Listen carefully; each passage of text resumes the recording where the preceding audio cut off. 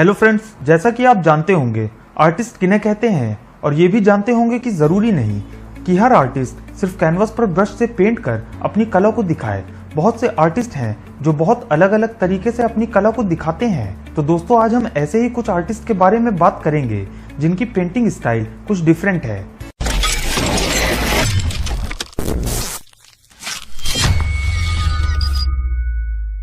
Number 10, Miguel इंडारा। दोस्तों, हम और आप चेयर पे बैठ के अगर 1 से 2 घंटे कुछ लिखें या पढ़ें तो बोर हो जाते हैं और बहुत से लोगों की तो आंख कमर सब दर्द करने लगती है। लेकिन मिगेल इंडारा नाम के एक ऐसे शख्स भी हैं जो इंक पॉइंट के लाखों डॉट से पेंटिंग बनाते हैं और इस तरह से पेंटिंग बनाने के स्टाइल को पेंटेलिज्म कहा जाता है। दोस्तों, इस तरह से पेंटिंग बनाना कोई आसान काम नहीं है। मिगेल को इस तरह से पेंटिंग बनाने के लिए काफी पेशेंस रखना पड़ता है और मिगेल को रोज करीब 7 से 8 घंटे चेयर पे बैठकर इंक पेन से डॉट्स बनाने पड़ते हैं पेंटिंग को कंप्लीट करने के लिए। मिगेल इंडारा ने अपने कैरियर में बहुत सी पेंटिंग बनाई, लेकिन उनकी सबसे फेमस पेंटिंग हीरो है, जो उनके डैड की पेंटिंग है। और इस पेंटिंग को बनाने में 210 घंटे का वक्त और बहुत सारा पेशेंस लगा था। और एक बात और, इस पेंटिंग को बनाने में 32 लाख डॉट्स बनाने पड़े थे। Number 9, Leandro Granato. दोस्तों, आपने YouTube पे कई ऐसी वीडियो देखी होंगी कि एक इंसान जो पानी या दूध अपनी नाक में डालकर अपनी आंखों से उसे वापस बाहर निकाल देता है, वैसे ही अर्जेंटीना के एक आर्टिस्ट लिएंड्रो के साथ है। ये महाशय अपनी नाक के जरिए पेंट को अंदर लेके आंख से कैनवस पे पेंट करते हैं। लिएंड्रो का ये आइडिया बहुत यूनिक तो है, लेकिन कहीं ना कहीं पागलपंती भी है। तो फिर वो ऐसा क्यों करते हैं? लिएंड्रो जब छोटे थे तो उन्हें अपने इस गिफ्ट के बारे में पता चला कि वो अपनी आंखों से लिक्विड को बाहर निकाल सकते हैं। और जब वो बड़े हुए तो उनके दिमाग में एक आइडिया आया कि आंखों से पेंट करना कैसा रहेगा। लेकिन शुरुआती दौर में उनका साथ किसी ने नहीं दिया, लेकिन फिर भी आज वो अपनी मेहनत से सक्सेस हैं और उनकी कई पेंटिंग 1.5 से 2 लाख रुपए तक की भी बिकी है। नंबर 8, अलेक्जेंड्रे फार्टो। अलेक्जेंड्रे फार्टो अपने ओरिजिनल नाम से ज्यादा व्हील्स स्ट्रीट आर्टिस्ट के नाम से ज्यादा फेमस हैं और ये लगभग स्ट्रीट स्प्रे आर्ट की तरह ही अपनी आर्ट बनाते हैं। बस जो मटेरियल अलेक्जेंडर यूज करते हैं वो सिर्फ किसी बिल्डिंग या घर को तोड़ने पर मिलता है, क्योंकि इनकी पेंटिंग बिल्डिंग के प्लास्टर में तोड़फोड़ करने पर बनती है। अलेक्जेंडर 15 से 20 साल पुराने घर या बिल्डिंग के दीवारों पर अपनी कला दिखाते हैं और इनका पेंटिंग करने का ये स्टाइल आज बहुत फेमस है। नंबर 7, ली होंगबो।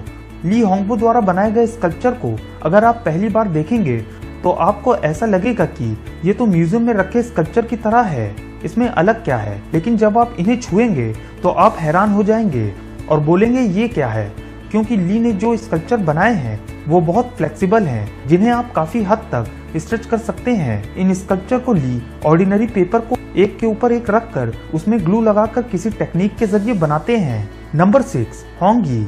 मलाई आर्टिस्ट होंग यी जो रेड नाम से ज्यादा जानी जाती हैं और उनका मकसद है कि लोग अपने आसपास की चीजों पर ज्यादा ध्यान दें। इसीलिए वो अपनी हर पेंटिंग में हर बार नए मटेरियल का यूज करती हैं, जैसे पंख, बुक्स, फ्लावर और यहाँ तक कि सॉक से भी वो पेंटिंग बना चुकी हैं। सिर्फ मेरे ख्याल से पेंटिंग ब्रश ही एक ऐसी चीज है जिससे होंग यी पेंटिंग बनाना पसंद नहीं करती और हर बार वो अलग तरह की पेंटिंग से लोगों को हैरान कर देती हैं। एग्जाम्पल के तौर पर 2014 में सिर्फ चॉपस्टिक की मदद से होंग यी ने जैकी चैन की पेंटिंग बनाई थी और इस आर्ट वर्क को बनाने में 64,000 स्टिक्स का यूज किया गया था। और 2014 के फीफा वर्ल्ड कप से पहले होंग यी ने फेमस फुटबॉलर नेमार, मेसी और रोनाल्डो की पेंटिंग सिर्फ एक फुटबॉल की मदद से बनाई थी। दोस्तों, टॉप 5 में जाने से पहले वीडियो के नीचे बने लाल बटन को दबाकर हमारे चैनल को सब्सक्राइब जरूर कर लें। Number 5, Jim Denevan. American artist Jim Denevan जब 20 साल पहले अपनी लाइफ से बोर होकर समुद्र किनारे घूम रहे थे तो उनके दिमाग में एक बहुत जबरदस्त आइडिया आया कि क्यों ना बीच के किनारे को ही एक कैनवस के रूप में पेंटिंग बनाने के लिए इस्तेमाल किया जाए। और फिर उन्होंने अपनी पहली पेंटिंग बनाई और उसके बाद से जिम इस काम को करने में बहुत डेडिकेटेड हो गए और अपनी कुक की जॉब को भी छोड़ दी और कई देशों के बीच पे जाके जिम ने कई पेंटिंग्स बनाई।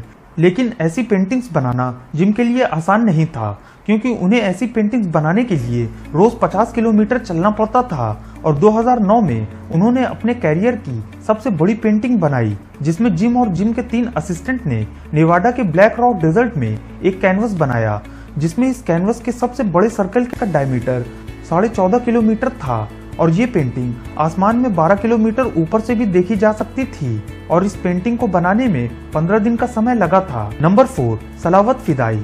रशियन आर्टिस्ट सलावत फिदाई पूरी दुनिया में तब फेमस हुए जब ये माइक्रो मिनिएचर्स बनाने लगे।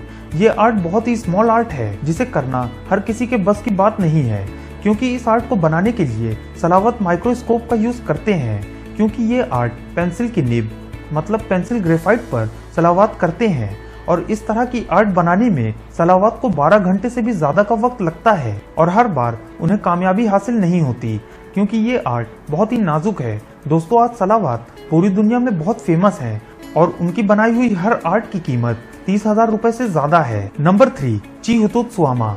हमारी लिस्ट की 3rd नंबर चिहुतुत्सुआमा जिंदगी का मतलब जानती हैं और वो जानवरों के स्कल्पचर बनाती हैं, लेकिन वो इन प्रोटोटाइप को बनाने में सीमेंट या क्ले का यूज नहीं करती, बल्कि वो इन खूबसूरत स्कल्पचर को पुराने न्यूज़पेपर से बनाती हैं और आज तक उन्होंने 60 से भी ज्यादा स्कल्पचर बनाए हैं, जिसमें राइनोसोरस, मंकी, रैबिट और टर्टल जैसे कई अलग अलग जानवर हैं। इनके इस यूनिक स्टाइल में इनके फादर का भी बड़ा योगदान है, क्योंकि इनके फादर की न्यूज़पेपर फैक्ट्री है।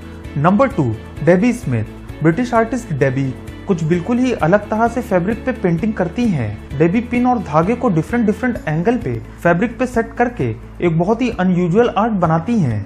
डेबी ऐसी पेंटिंग्स को बनाने के लिए पहले व्हाइट फैब्रिक का यूज करती हैं, फिर उस पे सही तरीके से पिन को लगाती हैं और आखिरी में धागे का यूज करती हैं, जो आर्ट को फाइनल लुक देता है।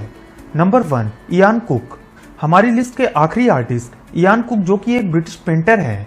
इयान कुक अपनी पेंटिंग में कभी ब्रश का इस्तेमाल नहीं करते और न करेंगे, क्योंकि इयान अपनी सारी पेंटिंग में टॉय कार्स और बाइक का इस्तेमाल करते हैं और कुछ पेंटिंग को बनाने के लिए इयान ने ओरिजिनल कार्स का भी यूज किया है। इयान ने इस तरह से पेंटिंग बनाना 2007 में शुरू किया था और बहुत जल्दी इयान को सक्सेस भी मिल गई। तो बस दोस्तों, आज की वीडियो में बस इतना ही। उम्मीद करते हैं ये वीडियो आपको पसंद आई होगी।